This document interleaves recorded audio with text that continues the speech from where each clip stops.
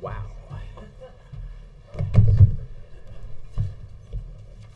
Wendell, I have one word for that tie.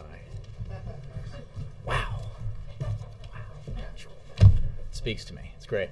No, it is. It probably pops on TV, right? Okay. It's popping here, is it? Did you put a filter on your lens? Okay. I should talk, right? Look. Okay, I am. Bingo. Good afternoon, ladies and gentlemen. Welcome to the James S. Brady Press Briefing Room for your daily briefing. It's good to have you here. I have no announcements to make at the top, so we will go straight to questions. I know that there's an event that Alabama fans are probably eager to cover, so we'll try to get you out before that starts. Ben. Thanks, Jay. I had a couple of questions about the broader issues raised by the Secret Service controversy. Lawmakers are raising questions that go to not just the morality of what happened, but security. Does the White House think that those questions being raised on the Hill are legitimate? Well, I'll say two things.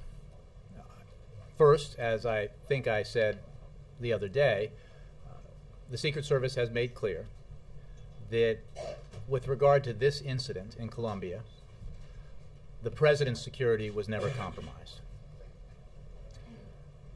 The president has said, and I have reiterated, that he has high regard for and great appreciation for the extraordinary work that the Secret Service does to protect him, his family, those who travel with him.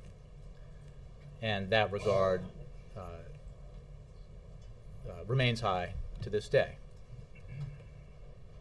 The incident in Colombia is under investigation by the Secret Service. It continues to be under investigation.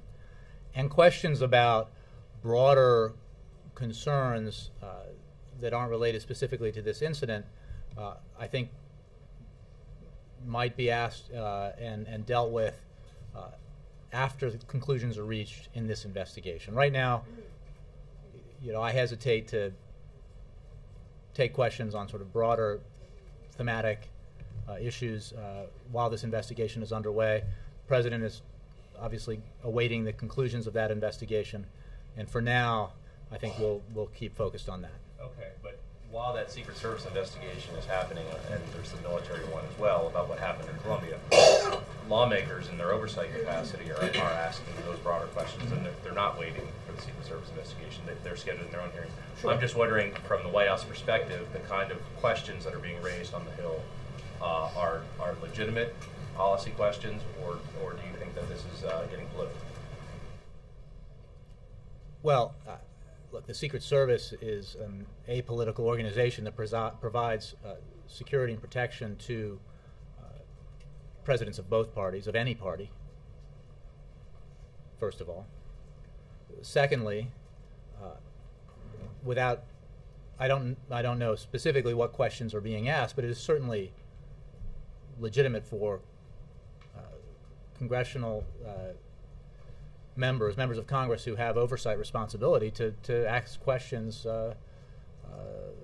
in the areas for which they're responsible. So I don't see any problem with that. But right now, the service is very focused on its investigation into this incident. The President has spoken clearly about his views on this when he had a press conference on Sunday. And we'll await the results of that investigation before we can talk about broader issues. One other quick one on this. It's our understanding that the President has not spoken to Director Sullivan. If that is accurate, can you explain why he hasn't? It might seem to the public that in the course of trying to find out what's happening, that the President would make that phone call. Well, the President has been kept very much up to speed on the situation with regards to this incident and the actions the service has taken, the very swift actions the service has taken to investigate and this matter. Senior officials within the White House have been in contact with Director Sullivan and others over at the Secret Service as part of that effort. The President has not spoken with Director Sullivan in recent days, but I wouldn't read anything into that. I think I said yesterday that the President has faith in the Director, confidence in his leadership, and I noted that Director Sullivan acted very quickly and swiftly in response to the incident that we're discussing. One other topic quickly. When the President at an official event yesterday said that he wasn't born with a silver spoon in his mouth and neither was the First Lady, was that in any way a reference to Governor Romney? Those of you who have covered President Obama know that he has used that phrase to describe his background many times in the past, and I suppose anybody who thinks it was a reference to them might be a little oversensitive, because unless they think that when President Obama said it 3 years ago, it was in reference to them. Jeff. Jay, is there any thought being given in the White House to asking Chairman Yatsko at the Nuclear Regulatory Commission to step down? Not that I'm aware of, no. With the reappointment of the Republican commissioner, the story about sexist comments from the chairman are coming back up to light. Is that something that the White House is concerned at all about, going into the campaign where women are obviously a very important constituency group that the President is doing well with? Well, I think it's a fairly obvious statement of fact that the Nuclear Regulatory Commission is not a political body. It is responsible for overseeing nuclear facilities in this country. The President believes that we need to have an NRC that's functioning effectively, and that is why, as I think has now been made clear in the media, the President will renominate Ms. Svinicki, and because he doesn't want to have a break in service in June when her current term expires. One of the reasons there's been controversy on the Hill about her nomination is because she and some other commissioners have accused the chairman of behaving badly towards women. Well, that may be the case, and whatever review of that may take place, the President is focused on the need to ensure that the NRC functions effectively and fulfills its responsibilities on behalf of the American people because of the high priority he puts on nuclear safety. Does he speak to the chairman very often? The only time I can remember was during the Fukushima disaster, and I believe he did at that time meet with him because of the earthquake and tsunami that led to the situation at the reactor in Japan. And I think the chairman was here for briefings on a couple of occasions during that time period. And did the White House let Senate Majority Leader Reid know about this reappointment ahead of time? Well, we communicate with the Senate Majority Leader all the time, so I would assume that the answer to that is yes. Let me just ask one question on a separate issue. There appears to be the potential or beginnings of a war between Sudan and South Sudan.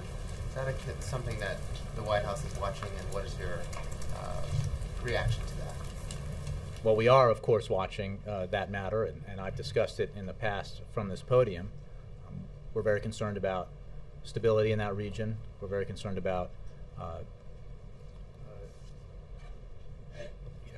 the need for actions to be taken to reduce potential conflict there.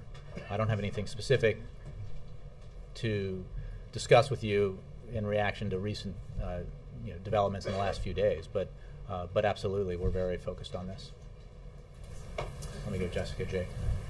Two different topics. First of all, Secretary Clinton just told ministers in Paris that if the Kofi Annan peace plan isn't successful, the UN should pass a resolution saying it would intervene using all means necessary. That's Section 7.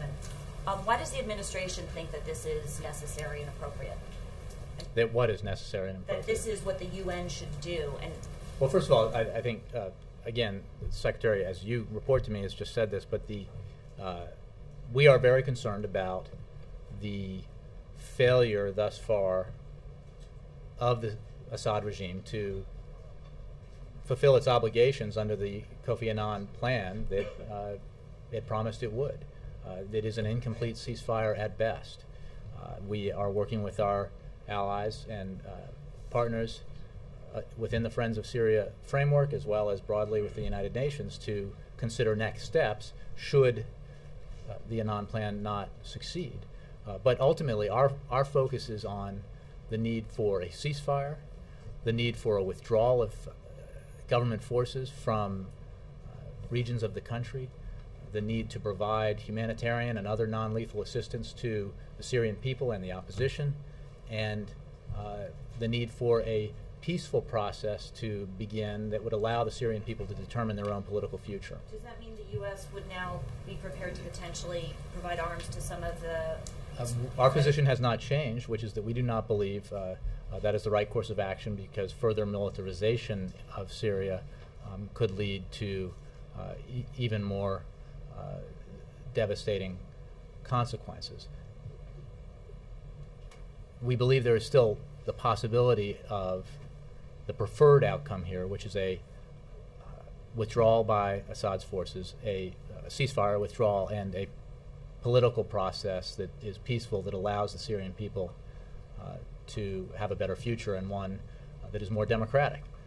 We're fully aware of the fact that the Syrian regime is not, and not for the first time, is not living up to its obligations fully, and we're monitoring that very carefully. Okay, on the Secret Service, they've announced, or we've learned that they're forming an external board to study the culture of the service. Does the White House and the President plan to name some of the members of that board? You know, I just don't have anything specific for you on that kind of review or further steps that might be taken. Right now, we're focused on awaiting the results of the completed investigation of the incident in Colombia. Does the President feel that whenever Director Sullivan decides to retire years from now, if it's years from now or if it's in the near future, that at some point in the future the Secret Service should be run by somebody outside the culture of the Secret Service, the way the FBI is run by somebody from outside the culture? I think that we are about 4 days or 5 days into this incident, 6 days into this incident, to speculate about what might happen in the future with regard to this agency is just, I don't think, particularly illuminating. So right now we're focused on this investigation, this incident, finding out what happened, holding people accountable and responsible for transgressions if they occurred, and then making other assessments as necessary. The President believes that, as I stated in response to an earlier question, that the Secret Service is filled with men and women who put their lives on the line to protect the President of the United States. And the implications of that are not about the personal security of one individual or one individual's families, but the sort of the essence of our democracy, the ability for our democracy to function, which requires the protection of the President. You already know that 2 GS-14 level supervisors have left as a result of this. Jessica, I understand that you and everyone else here has a reporting interest in getting facts as quickly as you can with regards to this investigation, and I understand that. I've been there, and I appreciate that. But we are not going to prejudge outcomes and discuss the future of this agency in a press briefing while this investigation is going on. The fact of the matter is, this is an incident that requires investigation. The Secret Service has acted with speed in addressing the matter, investigating the matter, holding people accountable, and continuing to push forward with the investigation. When there are results of the investigation and we can assess those, we may have more to say about it, but it is not helpful to the process for us to speculate about what we might or an administration might do in response to an investigation whose results are not yet concluded. Jay. This is the second serious security breach to take place under Director Sullivan's watch. The first one, of course, has to do with the White House crashers for the state dinner. How many incidents like this do there have to be before the President loses confidence in a Secret Service director? I will restate what I've said, Jake. The President has confidence in Director Sullivan. He has great appreciation and regard for the men and women of the Secret Service who perform their duties admirably and at risk to their own lives. That is not to excuse any behavior or activity that was inappropriate. The incident is under investigation. But again, I think it is unhelpful. What more? Quite a bit more, Jake. That this thing is under investigation. This incident became happened last week. Became public very quickly after it happened. The investigation was launched immediately, and we're several days into an investigation. I think it is very much in the interests of everyone, and most importantly of the United States and its security service here, the Secret Service, with regards to the mission it is charged with, to allow this investigation to be completed before we make judgments based on conclusions we don't yet have. The President talks a lot about accountability, people in the government being held accountable. It seems as though incidents happen in this administration and have happened in this administration, and people are not held accountable. Jake, maybe lower level people. Let me just. I know you were covering this yesterday, but based on the reports I read that I think you and others filed, people have already been held accountable or have held themselves accountable in this very incident that has been under investigation for a few days. So okay. I think the Harry swift. Did not have a plaque on his desk that said the buck stops there. Okay. Jake, the point is that their accountability rises. People are in charge of agencies, and they are held accountable for the behavior of the people that they are in charge of. And perhaps, Jake, perhaps it would be in the interest of a complete and thorough and fair investigation, not to make determinations about the conclusions of an investigation before they've even been reached. That's the President's position. I think that is a position that is fits naturally into a general sense of appropriateness and justice and the pursuit of the truth, and that is the position we're going to take. I have one other question. We've talked about this before in this room about the President's trips to battleground states in which he has an event and then he has a fundraiser. And I know you've talked even more recently when Ann asked you about how the language in these different official versus campaign events are often quite similar. What is your message to taxpayers when they see the President flying on Air Force One, doing one official event, one campaign event, flying back, knowing that in a lot of ways taxpayers are paying for the President to campaign? Well, they're not, first of all, because as in other administrations, including our immediate predecessors, as you know, we follow all the rules and regulations to ensure that the DNC or other relevant political committee pays what is required for the President or First Lady to travel to political events. And we go absolutely by the book with regard to the payments according to depending on which events are campaign or political and which are official.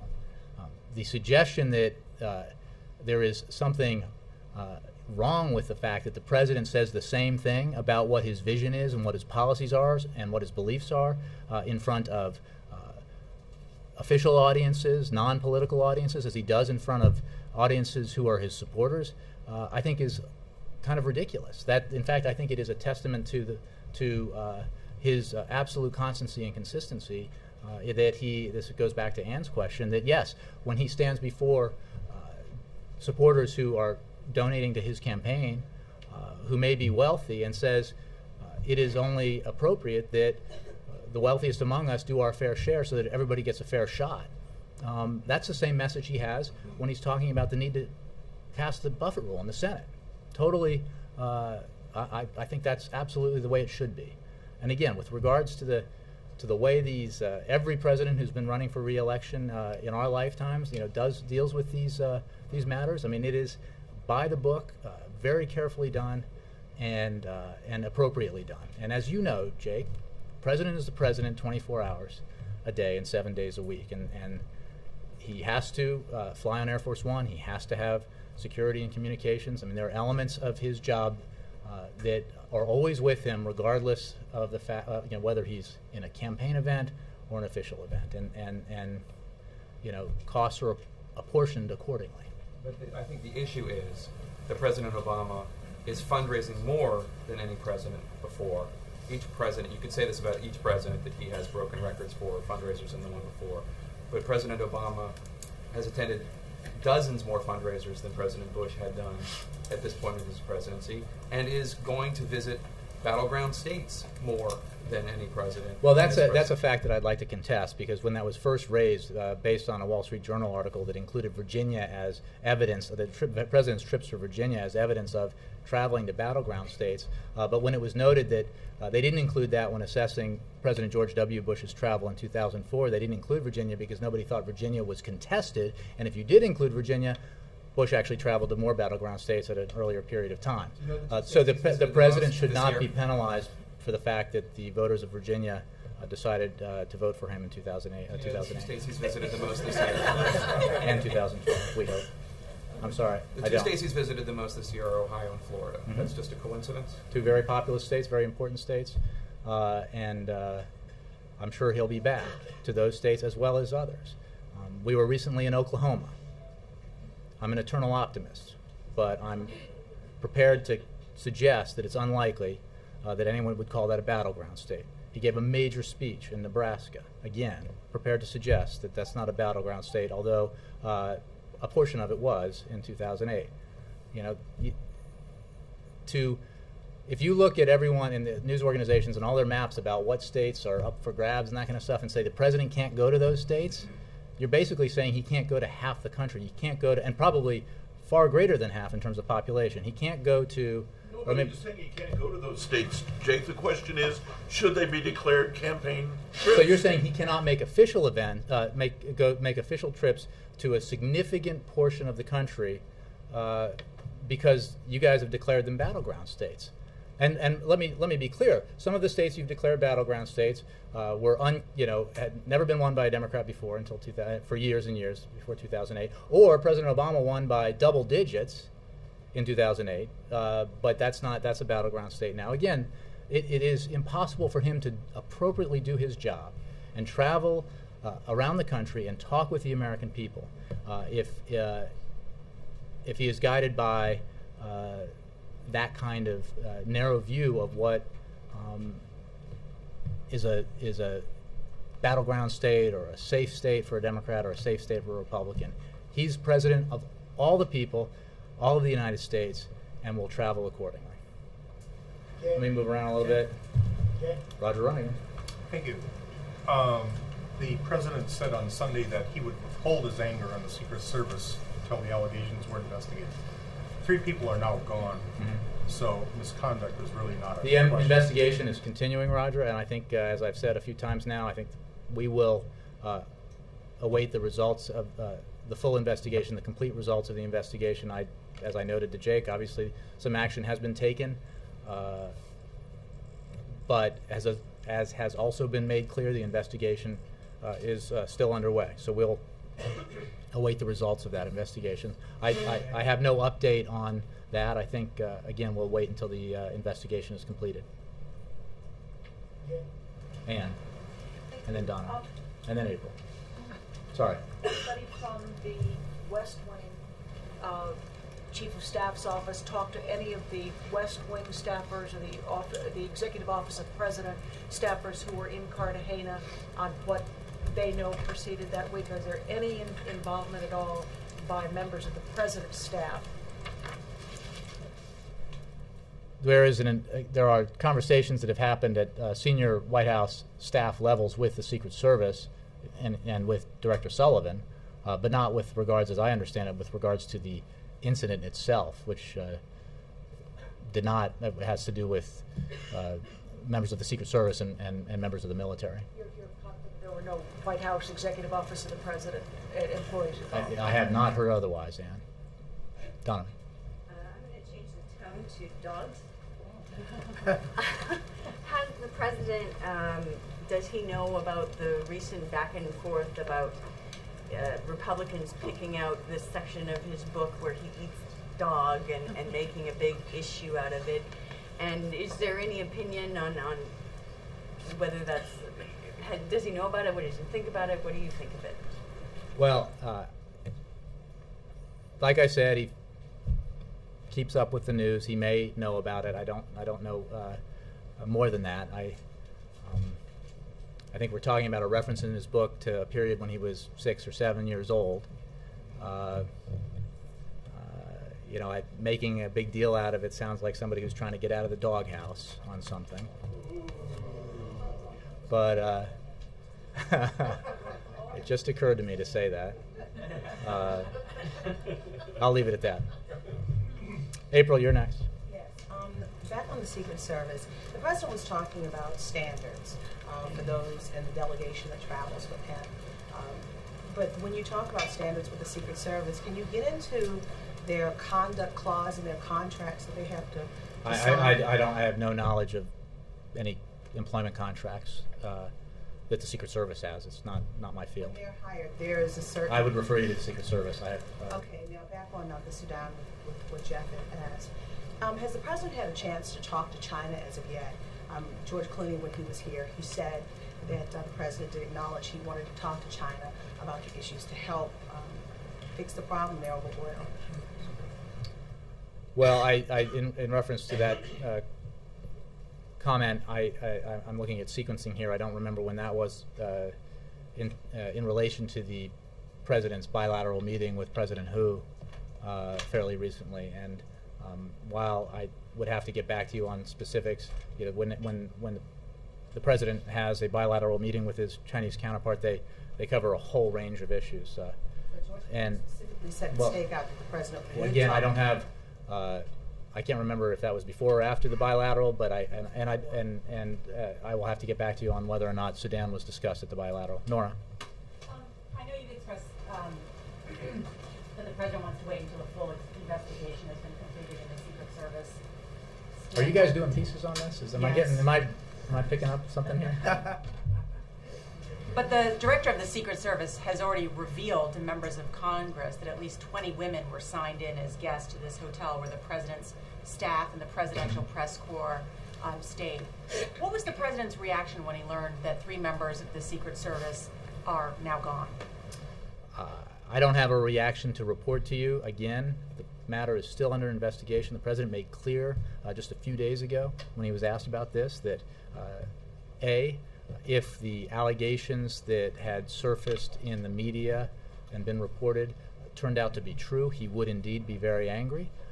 B, that he believes that whether it's the Secret Service or the State Department or the White House or any other agency of government, that those of us who travel abroad representing the United States of America need to conduct ourselves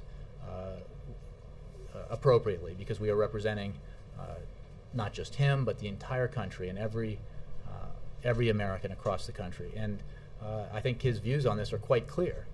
What I'm not prepared to do is to offer you sort of day-by-day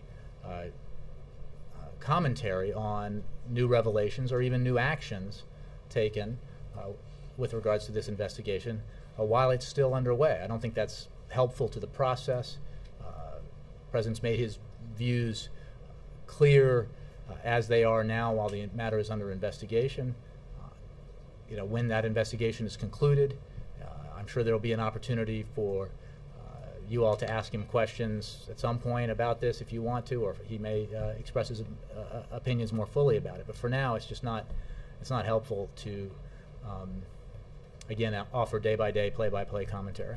Do you think it's helpful to the process or helpful to the reputation of the Secret Service to have daily details leak out about what kind of behavior occurred Well, I'll in leave it Colombia, or should there to. be some You quick cited and some of decisive the action you taken? cited some of the ways that details have been revealed, or alleged details have been revealed. There is a responsibility of Congress to have oversight, as we discussed earlier, and I'm sure the Secret Service is in conversation with relevant members of Congress for that reason. We are focused on allowing this process to continue and to conclude before we comment further. Is the President convinced this is an isolated incident? Again, that would be a conclusion that you would have to reach after you actually investigated this incident. Okay, and then a final question. Can I ask you to respond to Senator Sessions, who, up on the Hill today, suggested that the president is in part to blame, and that the president needs to assert discipline and direction throughout the executive branch, and presidents are to be held responsible. He added he doesn't sense that this president has shown managerial leadership. That sounds very much like a lawmaker attempting to politicize something that is not at all political. Wendell. Budget Director Zients has sent the House Appropriations Committee a letter asking for a commitment to abide by spending limits before the President will sign appropriations bills. Can you explain that for us, please? Yeah, we actually think that members of Congress ought to keep their word. Alexis. Can I follow up on that? Sure. And then Alexis. I mean, how likely do you think, I mean, this has a long way to go before he would even be in a position of vetoing it. Do you think that the Senate would actually go along with this? Well, call us naive, but we did not. We actually did not think. I mean, we didn't even take a handshake on it. We insisted on legislation that was voted on and passed and signed into law by significant percentages of Republicans in both houses. But we didn't know when they did this that they were crossing their fingers behind their backs. They either keep their word or they don't. There is an agreement in place that sets spending levels at historic lows, non-defense discretionary to spending levels, at lows we have not seen since the Eisenhower administration. They represent $2 trillion in deficit reduction commitments. That is significant. Now, you have to ask yourself, why are they going back on their word? Why are they insisting on deeper cuts in programs we need to sustain and grow our economy, investments in education and innovation and research and development? Why? Well, because they have a plan in place that requires more tax cuts for the wealthy, and they need to pay for it somehow. So what do? They ask the middle class and they ask seniors to pay for it. And how do they do that? By violating their own agreement, by failing to live up and keep their word. We're opposed to that. Pretty simple. Alexis. Does Nebraska's proposed new trajectory for the pipeline improve the president's confidence in moving the permit forward and agreeing to that anytime soon? And on the contrast, is the congressional action related to Keystone also moving it forward or slowing it down? Two questions, and on the first one, I think it was there was some confusion initially about what happened yesterday. Let me be clear: the TransCanada Canadian Corporation, in accordance with legislation passed by the Nebraska legislature, made a submission to Nebraska. No submission for any permit has yet been made to the State Department in accordance with the necessary procedures that exist here and have existed for quite some time. As the President has said, if and when an alternate route proposal is submitted to the State Department for consideration, it will be duly considered without bias and in accordance with the procedures that are long-standing and required when we're talking about the approval of a pipeline that crosses U.S. borders with a foreign country and is built by a foreign company. Now, there is an effort, going to your second question, and not for the first time, an effort by Congress, members of Congress who seem to think it is a wise decision to preemptively approve something that will be done in violation of many, many years of precedent, approve a pipeline that would be built by a foreign company that emanates from a foreign country without knowing where that pipeline would go. We need, the process is built, is designed in a way that's very sensible. And the only reason why we're in this position now is because Republicans in Congress decided to hijack that process for political reasons. Let me be clear, back in November, when the permit initial submission was denied, it was denied in large part because the governor of Nebraska, a Republican, had requested that it be denied. Therefore, There was an occasion, an opportunity, and that remains the case today, for the company in question here to submit a new proposal for an alternate route. They seem to have taken a step in Nebraska to meet requirements set by the Nebraskan legislature. And as the president said when he was in Oklahoma, we anticipate and a submission by TransCanada in the future, and we'll judge it accordingly. Yes, Chris. Senator Chuck Grassley yesterday said that, quote, if heads don't roll, we're not going to get any change in the culture of the organization, meaning the Secret Service. Does the president share that view? I will answer you as I have answered others, that the president will be angry if it turns out that the allegations that have surfaced in the press about this incident turn out to be true. He is awaiting the conclusions of an investigation that is ongoing.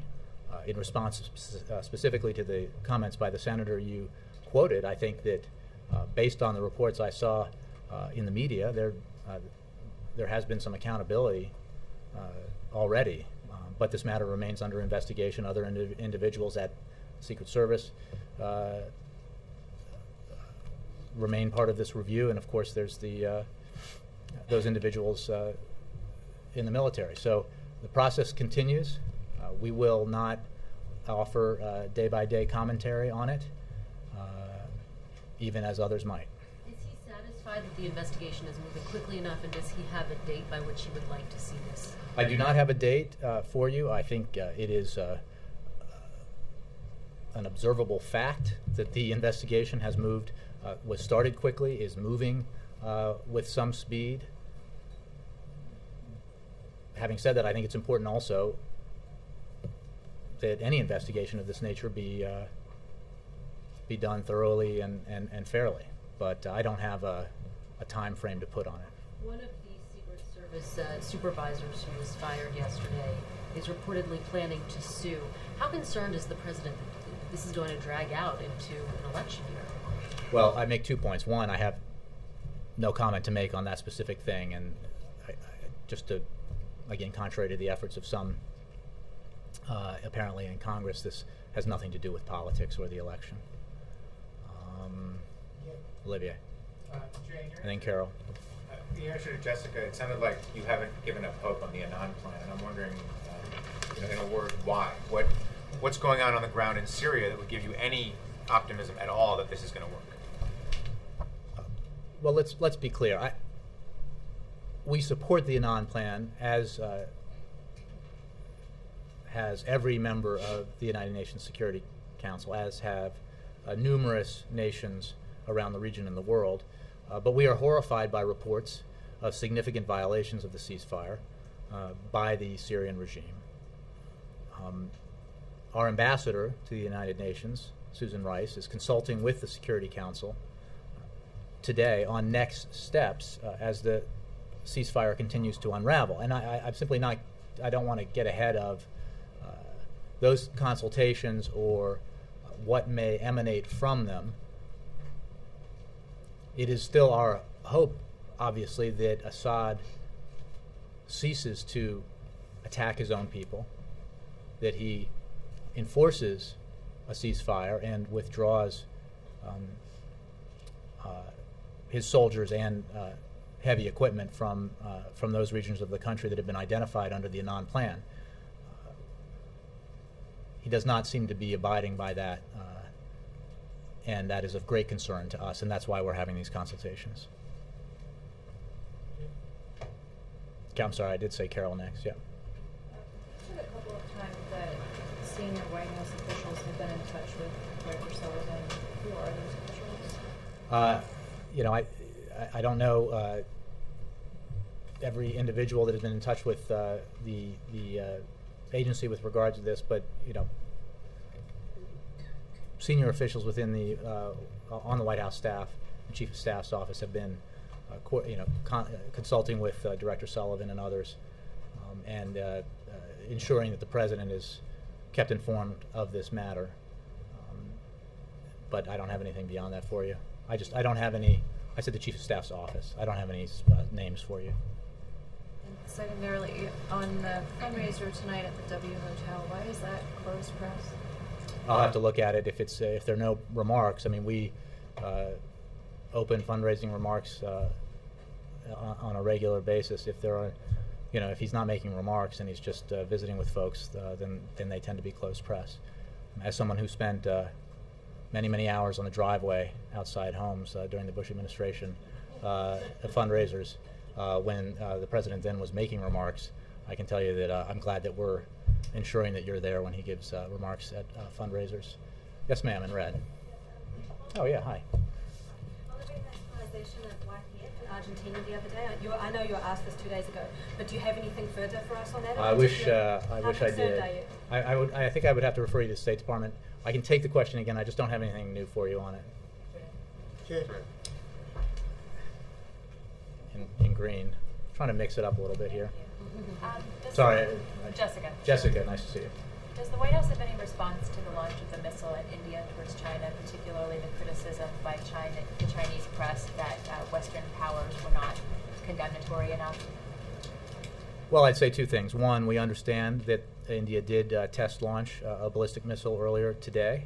We urge all nuclear-capable states to exercise restraint regarding nuclear and missile capabilities and continue to discourage actions that might destabilize the South Asia region.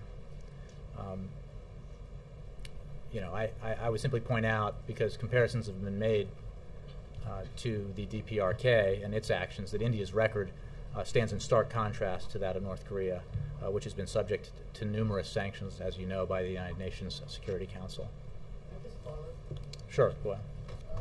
As far as this missile test by India is concerned, upcoming U.S.-India strategy dialogue is coming at the highest level. Is that any discussion going to be about this missile test, and also China's threat in the region is imminent? Well, I don't have anything for you on that. Maybe the State Department does. I think our reaction to this missile test is what I just provided to you. Thank you, One World Bank.